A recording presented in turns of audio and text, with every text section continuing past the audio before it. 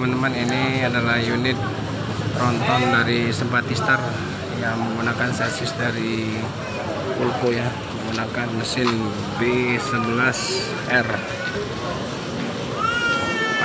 HP.